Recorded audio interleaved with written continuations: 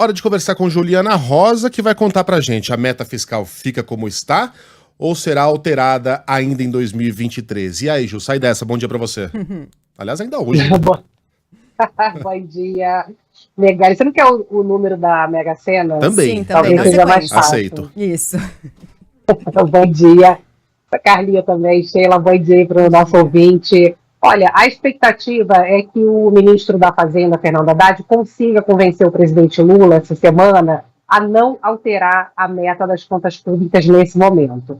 Por quê? Porque senão há uma perda ali da força política para que ele possa negociar no Congresso Nacional a aprovação de medidas para aumentar a arrecadação. Então, você imagina, né, se já muda a meta agora, o esforço necessário para poder aprovar as medidas ali no Congresso não teria que, teoricamente, ser tão grande. Então, todo mundo sabe que a meta, exatamente como o governo anunciou, que é entregar a meta das contas públicas do ano que vem em zero, era muito difícil de ser alcançada, embora não impossível, tá? Isso significa o quê? O governo gastar a mesma coisa que recebeu. Então, ficar ali no 0 a 0, que é o tal do déficit primário zero. É uma meta que tem uma margem, que nem margem de tolerância, né, de pesquisa eleitoral. Você pode acertar o zero, mas também pode ficar até 0,25 negativo. Ou seja, o que seria necessário ali para poder cumprir a meta era entregar algumas medidas para aumentar as receitas, porque o governo não ia conseguir alcançar essa meta só entregando receitas extras. A gente viu toda a discussão que ainda está rolando, né? A aprovação daquela cobrança de impostos de fundos exclusivos, que são fundos de investimentos de altas rendas, que tinham ali uma tributação favorável, e passou no Congresso. Teve também a aprovação dos chamados offshore, que são investimentos de brasileiros no exterior, que também mudou a regra, houve ali a aprovação no Congresso. Acontece que essas duas medidas que foram aprovadas representam em torno de 20 bilhões de reais. O governo precisava, para entregar a meta, 160 bilhões, 170 bilhões mais ou menos. Então, de 20 para 170, óbvio que ainda falta muito dinheiro. Mas qual era a expectativa da parte de arrecadação? Era que o governo conseguisse alguma coisa a mais que pudesse se somar a esses 20 bi e chegasse até o fim desse ano em 80 bi, 100 bi mais ou menos. E o restante que faltaria ali para alcançar os 168 bilhões mais ou menos de arrecadação, teria que ser feito um esforço para o governo cortar um pouco, contingenciar um pouco, não 80 bi, não se esperava, porque muita gente fala, mas todo mundo já sabia que o governo não ia cumprir a meta, sim, mas havia ali sim uma expectativa de que houvesse um esforço, pelo menos, para poder chegar o mais perto possível. E que não é impossível. É muito difícil, você tem que aprovar uma série de questões ali no Congresso, mas você tinha até então ali uma expectativa de que o governo estaria disposto a contingenciar alguma coisa, tá? Sei lá, de 80 bi que fosse necessário, 30 bi, alguma coisa.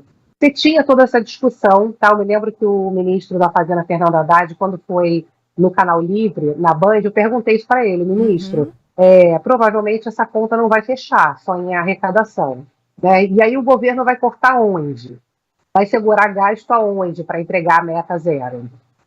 A gente sabe que é difícil ali o governo Lula fazer corte de gastos, né? É um governo que acredita que aumento de gasto público que é a linha central ali, né, do pensamento econômico. Mas, ao mesmo tempo, o ministro vinha segurando ali o discurso de que, não, se precisar cortar alguma coisa, a gente vai cortar. E eu me lembro que eu insisti, mas vai cortar onde?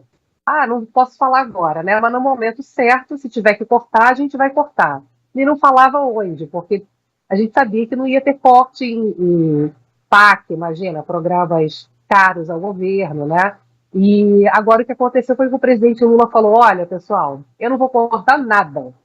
Ele já mandou a real.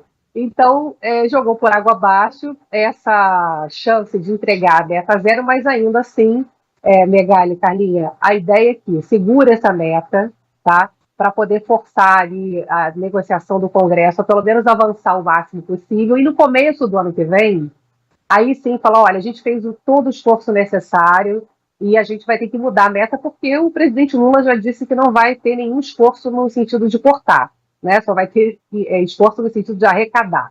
Isso faz diferença, tá? Porque é aquela coisa, olha, eu estou devendo para vocês R$ 5.000, vai. E aí eu falo para vocês, olha, eu vou fazer o maior esforço possível para entregar 3.000, tá bom, a gente fecha um acordo. Aí no meio do caminho eu falo assim, olha, sabe aqueles 3.000 que eu falei para você? Então, eu vou fazer um esforço para entregar 2.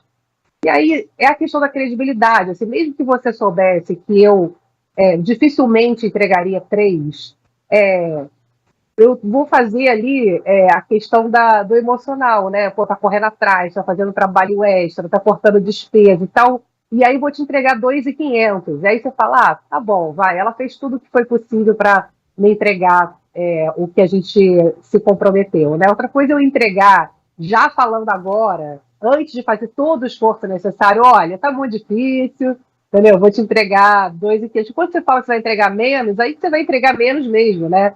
E aí você fala, bom, tá muito difícil, vamos fazer esse esforço todo para cumprir o acordo que eu fiz com você. Então, tudo é uma questão de confiança, de credibilidade, e vamos ver então se hoje e amanhã, que aí seria o prazo limite para mudar a meta, se o ministro da Fazenda consegue convencer o presidente Lula de que essa questão do discurso, da credibilidade, é importante nesse momento para sustentar a confiança nas metas do Brasil, e isso aí sustenta o dólar em baixa, ajuda no corte de juros. Vamos ver se o Haddad consegue convencê-lo a poder manter, pelo menos até o começo do ano que vem, essa meta fiscal em zero.